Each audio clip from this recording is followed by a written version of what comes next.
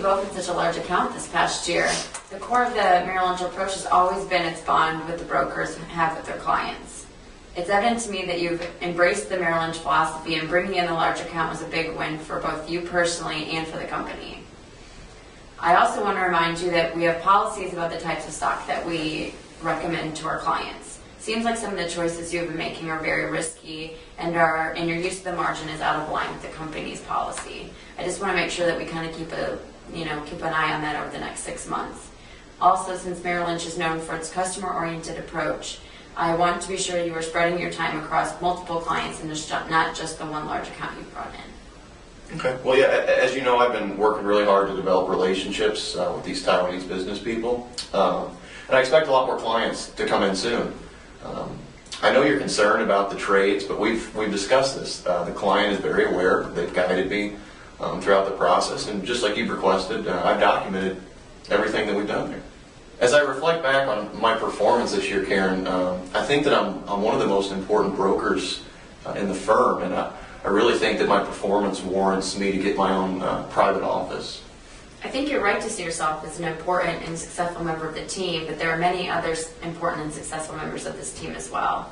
It usually takes a person a substantial amount of time and experience before getting a private office. As you know, there's 45 financial consultants in our group, and there's only 8 private offices, and some of our brokers have worked here for over 20 years, and they're some of my best brokers, and they still don't have an office. I want you to know that you've done a great job this past year, especially bringing in that large account. But many of our other team members have large accounts, and they don't have a private office either. I'm really having a hard time figuring out why you think you deserve an office and those members don't. Well, you know, I'm working really actively on new accounts, and building relationships with the Taiwanese people, it takes time. It's a little bit different. So this is why I'm outside the office. I'm at events in the community, and by increasing my visibility and kind of my prestige in this way, it's allowed me to foster relationships and ultimately acquire their business. Absolutely. I totally understand your approach, and this makes sense. You've made great progress making inroads over the last year, but if you spent so much time outside of the business, why exactly do you need a private office? I think you should concentrate on setting goals for acquiring new business in the coming year, and not so much on getting a private office. You know, look, I don't think action-based goal setting is the best way to judge my work, especially in the Taiwanese market. I don't think it's the best way to track my performance with this company. I think you should give it a try. I really want to see you grow and develop. As I look at the work you've done so far, I think acquiring 2 new accounts in the next 6 months is pretty realistic. I'll give it a shot.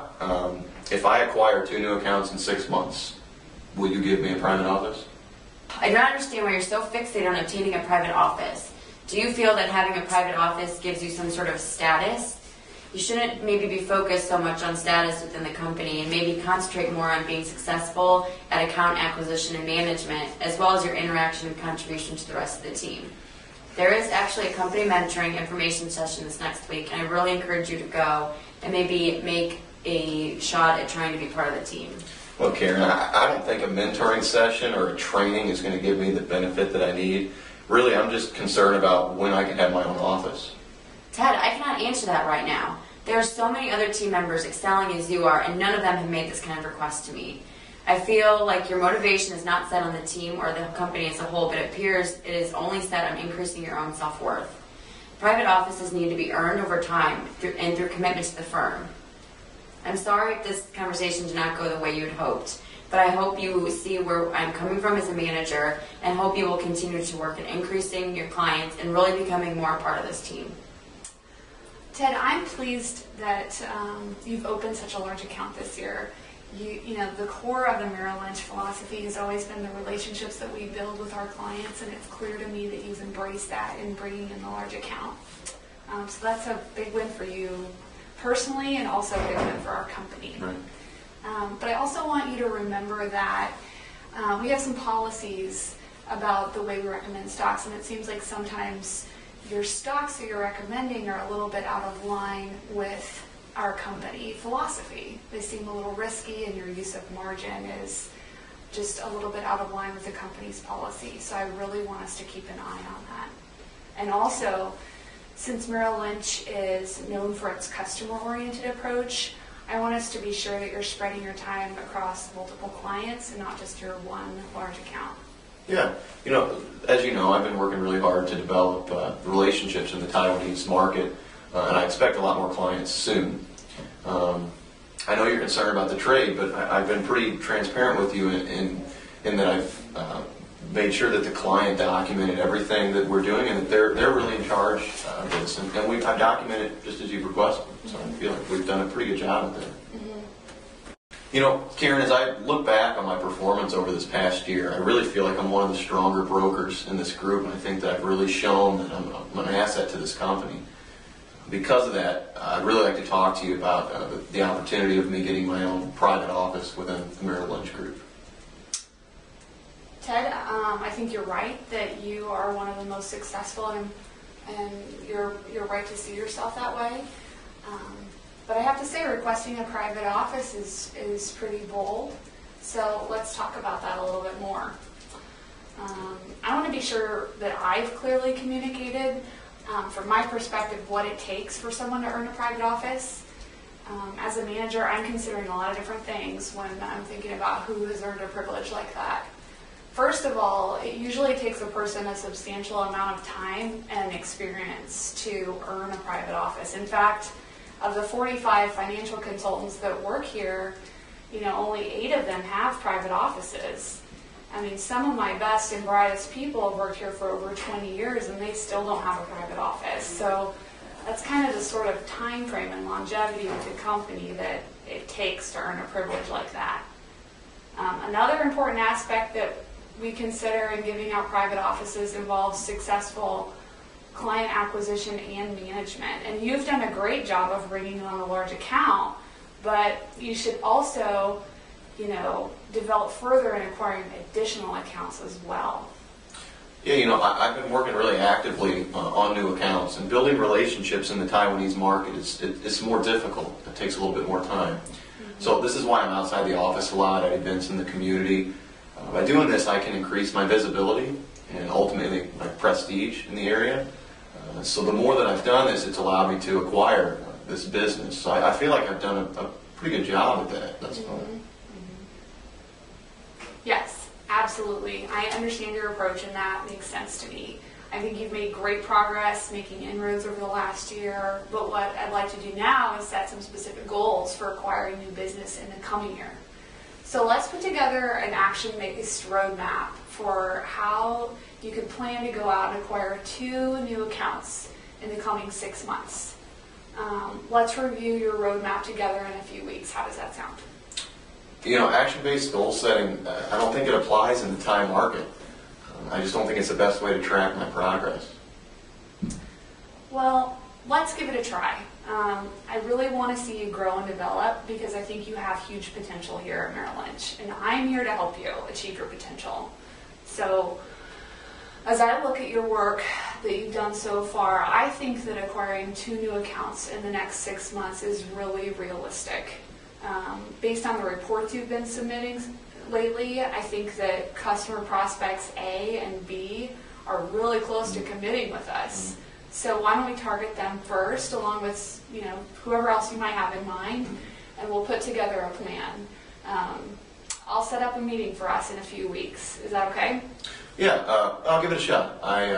If I acquire 2 new accounts in the next 6 months, does that mean that I've kind of earned the right to get my own office?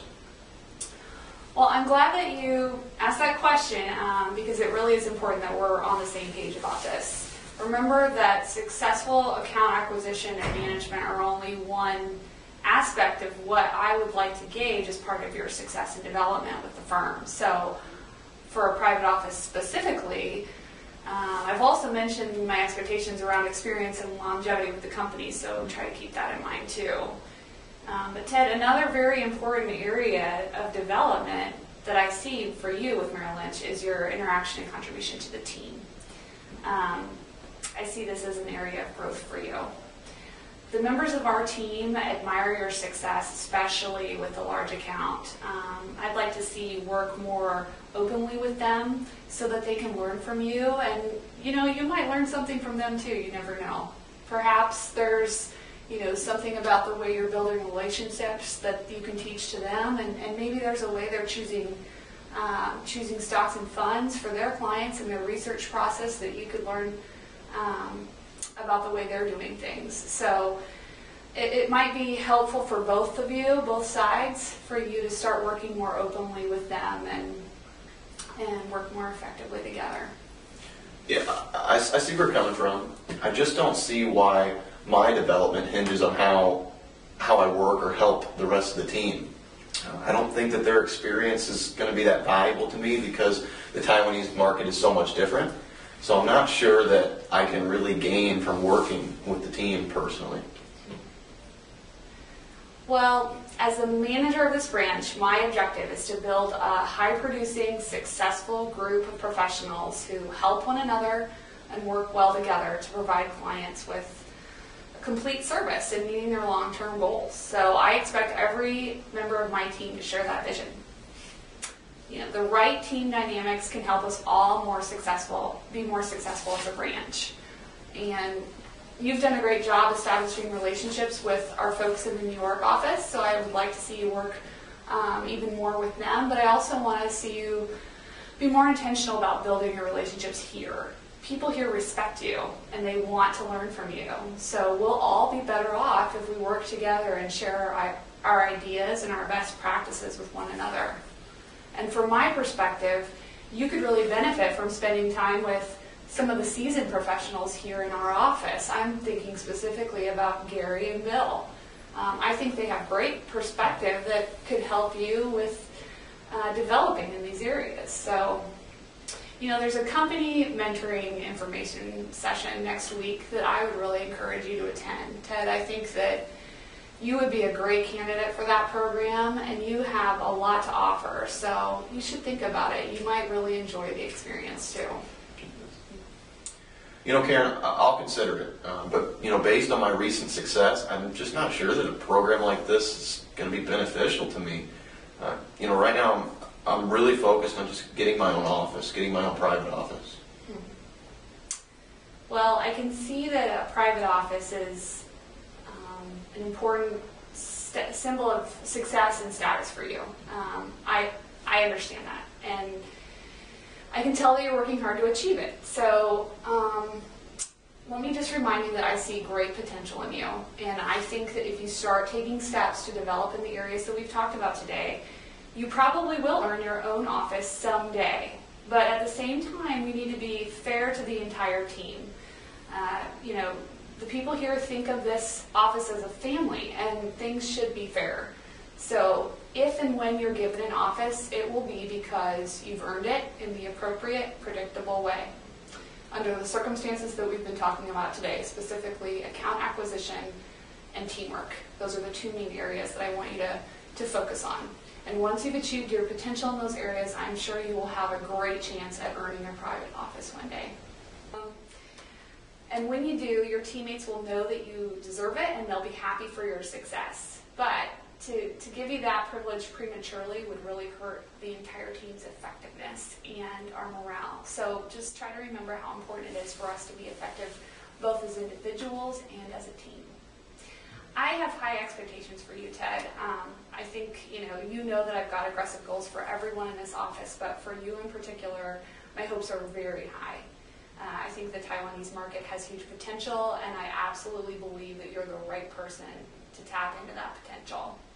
You know my standards are high, but I believe in you, and I want you to know that. So let's work on the things that we talked about today, and please feel free to reach out to me if you have any questions. I'm here to help you. Thank you.